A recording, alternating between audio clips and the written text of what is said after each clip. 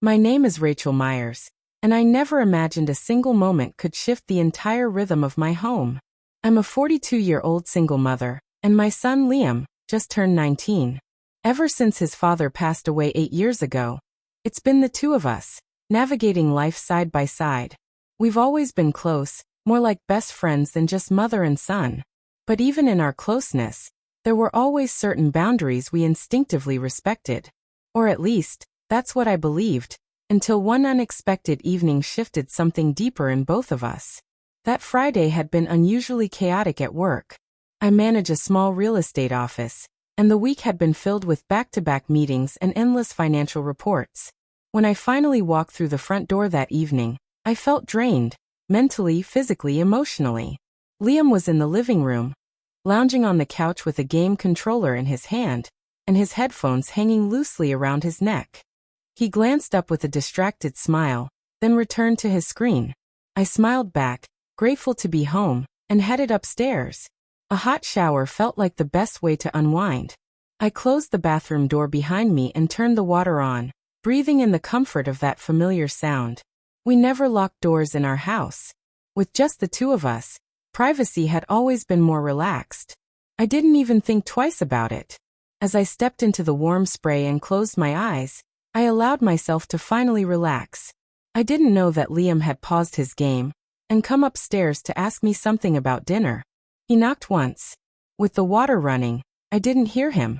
Assuming I hadn't responded because I couldn't hear, he cracked the door open and stepped inside.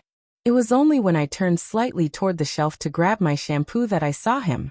Liam's eyes widened and he froze. I gasped, startled, instinctively covering myself with my hands.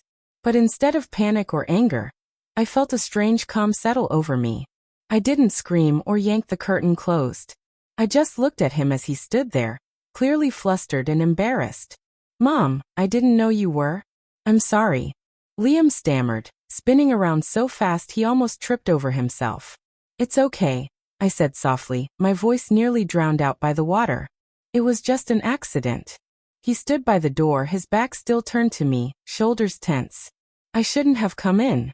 I didn't mean to. I thought you were downstairs and I just wanted to ask about food." I turned off the water and quickly wrapped myself in a towel. "Liam, it's all right. You didn't do anything wrong." He slowly turned, his face still red with embarrassment. "I just didn't expect. I mean, I've never seen you like that before." "I know," I replied gently, stepping out of the shower area. "You're growing up now. I guess sometimes I forget that you're not a little boy anymore." He gave a nervous laugh and glanced away. "Yeah, I guess we're both seeing each other a little differently these days." We stood in the doorway, an odd silence hanging between us. Something about what he said stayed with me. He wasn't wrong. Liam had changed so much over the past couple of years.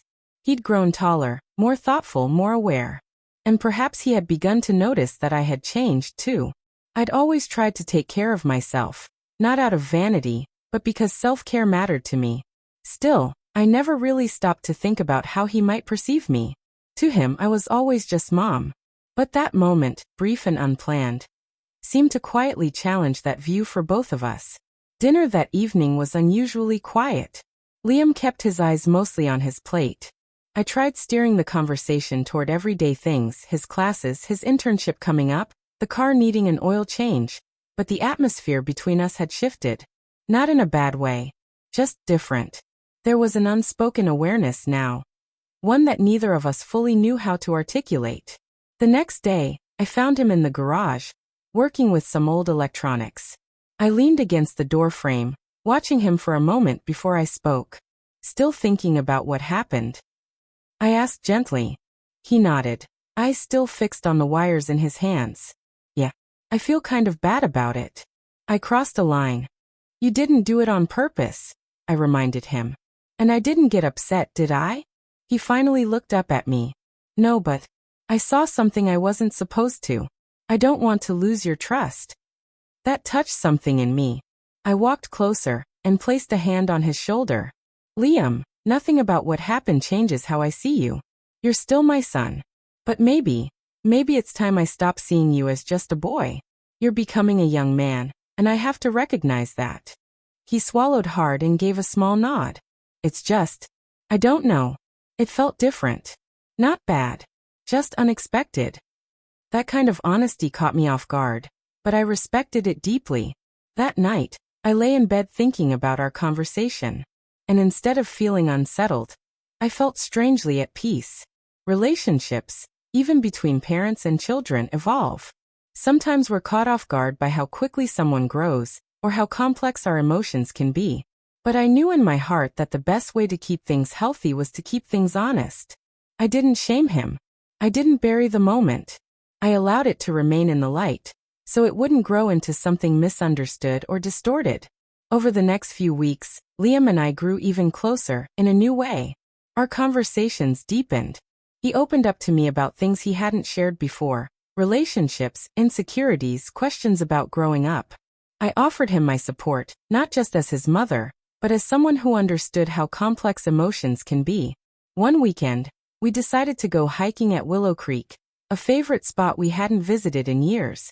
We packed snacks, water bottles, and binoculars for birdwatching. After climbing the ridge trail, we sat under a huge oak tree, looking out over the valley. You know what still surprises me? Liam said, glancing sideways at me. What's that? I asked. That you didn't get mad that day. That you didn't treat me like a child. I think it made me realize how strong you really are. I smiled and nudged his arm playfully. I've had to be strong for both of us. But that doesn't mean I never get surprised or confused too.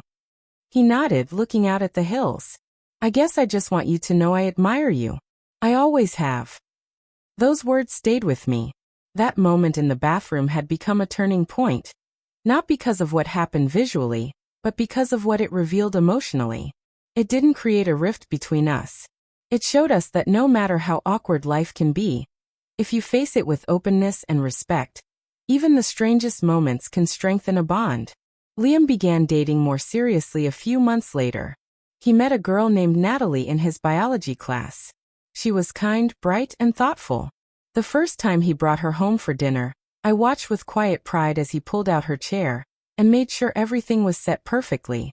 I could tell how much he'd grown, not just physically but emotionally.